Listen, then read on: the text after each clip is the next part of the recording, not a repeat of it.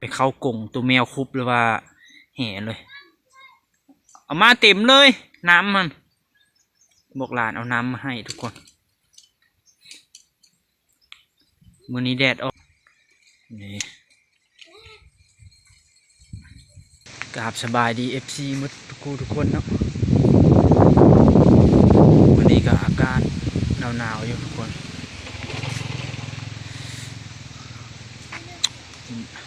นกกะอาบแดดอยู่เนาะทุกคนตัวนั้นบูทึกแดดตัวนั้น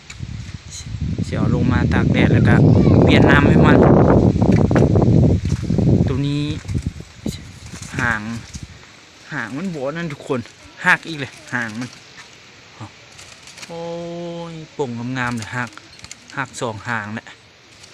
จังมันตื่นอย่างมันหักแต่ปิวเป็นน้ำลมเลยเนาะหักหล่นออกเลย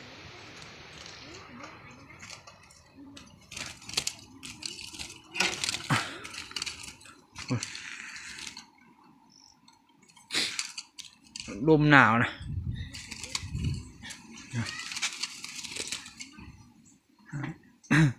ห่างอยู่ตากแดดโอ้หัวหายไปไกลหมดเลยเนาะมันแปลวน้ำใส่กระบวยมาเพื่อบ้านะไปจะไปเอามาเปลี่ยนให้นกนี่เนาะทุกคน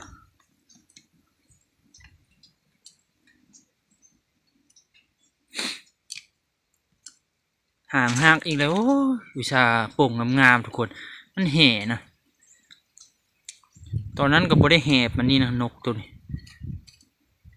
มาบันนี้ข้าวไปเข้ากรงตัวแมวคุบหรือว่า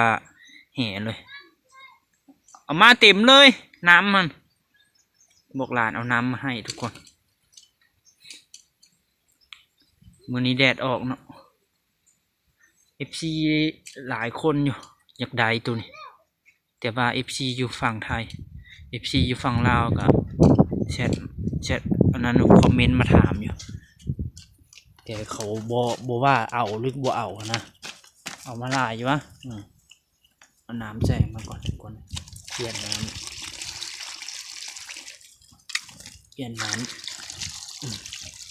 มันนั้นเนาะมันขี้ใส่เลยเปื้อนไปละนี่เดี๋ยวทักนะ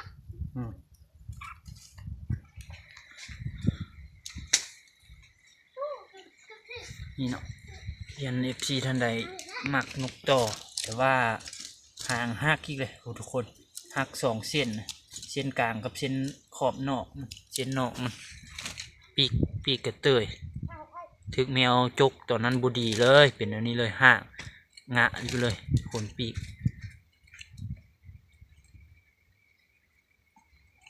กเนาะเสียขนปีกทุกคนเสียปีก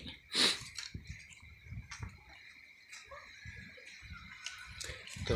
วนี้สีงามอยู่ตัวนกต่อ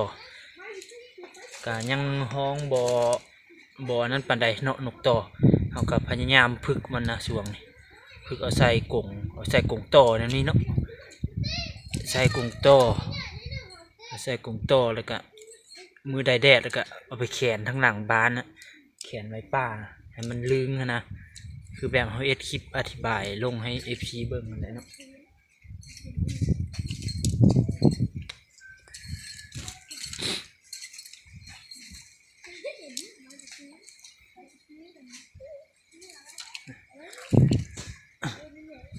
เบิ่งครับเนาะนี่จุกยาวดีเนาะทุกคนตัวนี้นกต่อตัวนี้จุกยาวดี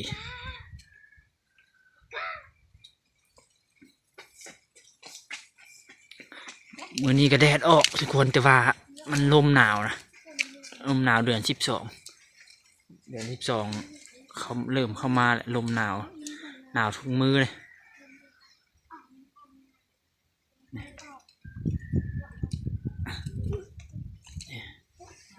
ปีกเตยสังเกตดีเนาะทุกคนเนาะปีกเตยอยู่ตัวตูนเบิ่งนี่ปีกมันเนาะนี่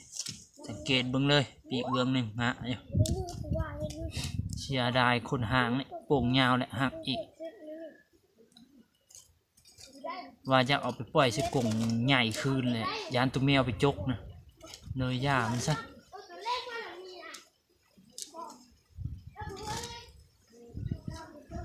ว่าจะไปปล่อยสิกงใหญ่แต่กระยานแมวมาคุบกินอีกเนาะแมวมาจกเอาอีก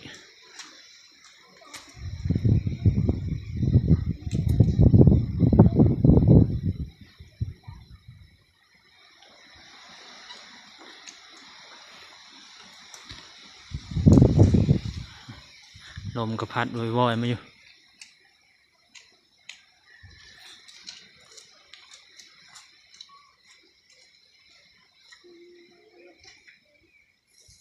ออกต่อเขาจุกยาวดี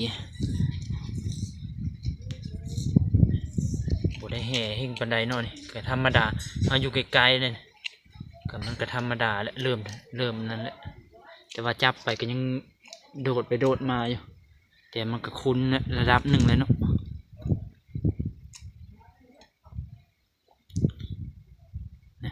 หัก2-3 เส้นเบื้องหันก็หักกลางเครื่องก็หักขึ้นบุงามขนคืออยากถ่ายขนใหม่เนี่ยบึงคนจุกแถวจุกแถวนั้นก็ขนบัวออกเต็มเลยทุกคนแถวจุกมันเนาะตัวนี้ FC ฟังไทยบอกว่าฝากให้เลยบอกเพิ่นอยากได้ห้องสิห้องดีทุกคนตัวนี้รับประกันความห้องดีแต่ว่ามันยังแห่นี่กับ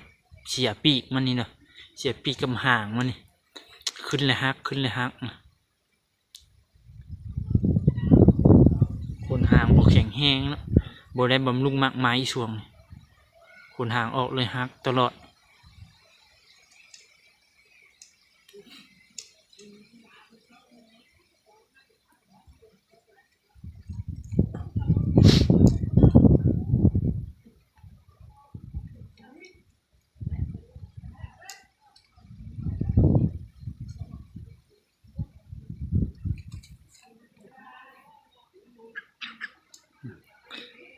ไก่เดี๋ยวแ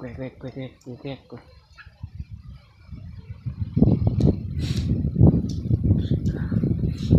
บึดแดดบึดบดอยู่ได้ฟ้านี่ก็ฟังแต่เสียงทุกคนพัดลมความมาแห้ง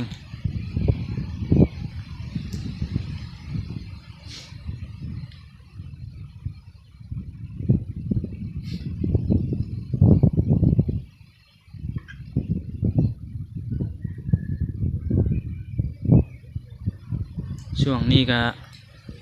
คือว่าแหละบางมือก็ได้ไปต่อบางมือก็อากาศดีๆก็จึงไปต่อเนาะทุกคนลมแบบนี้แหละพะเนียดมันแกล้งไปแกล้งมานกป้าก็ห้องก็บางเทื่อก็บ่ได้ยินนะมันห้องก็เพราะว่ามันเสียงมันต้านลมเด้ลมพัดแล้วก็มันบ่ได้ยินมันห้อง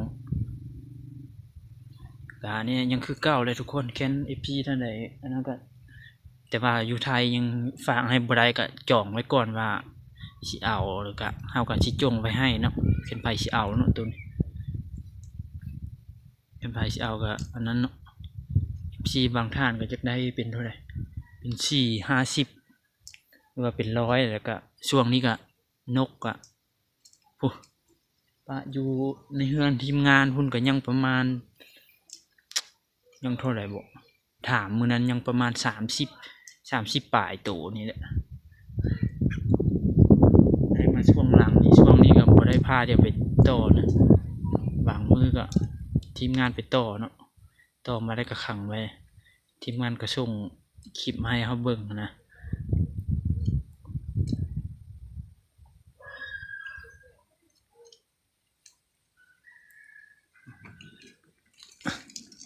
อยู่ไกลหลายบ่ได้ตัวนี้ผมโอ้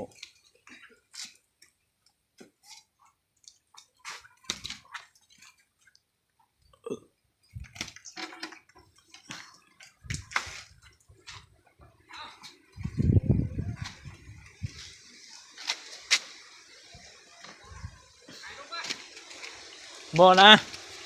มีนกคายเนี่ย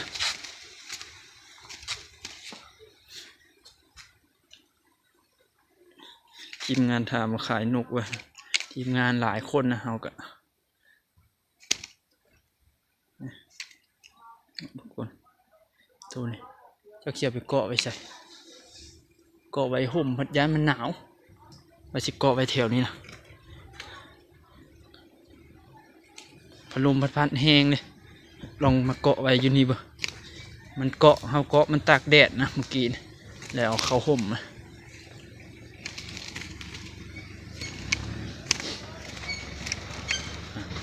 ดีเริ่มดีเลยวะ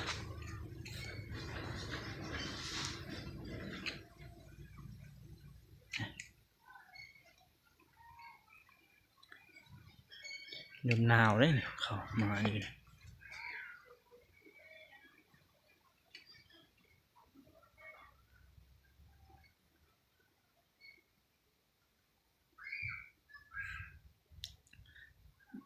คือเขาว่าเลยทุกคนไผมักนกต่อตัวนั้นกะแต่ว่าก็มีตำหนิบางปีกมาแหละปลายปีกเนาะถึงหอยแมวมาจกก็ได้ประมาณเดือนปลายแล้วมันก็ดีแล้วแต่ว่าปีกมันขนปีกมันประมาณ2-3 เซนเนี่ยเงืองอยู่เลยครับหางหักอีกเลยป่งงามๆเลยหางอีกประมาณ2-3 เซนนี่แหละเมื่อเช้านี่ก็หางหนึ่งหักขนหนึ่งเนาะคลิปนี้ก็ฝาก FC แล้วเข้ามาเบิ่งกับกดไลค์กดแชร์นะเนาะก็เจอกันคลิปหน้าเนาะทุกคนวันนี้ก็เบิ่งอากาศนะเมฆอันนั้นอยู่เนาะเมฆขี้เฟือหุ้มท้องฟ้าอยู่ก็มีแดดอยู่ดอกแต่ว่ามันลมนะลมหนาวมาเอาเจอกันคลิปหน้าทุกคน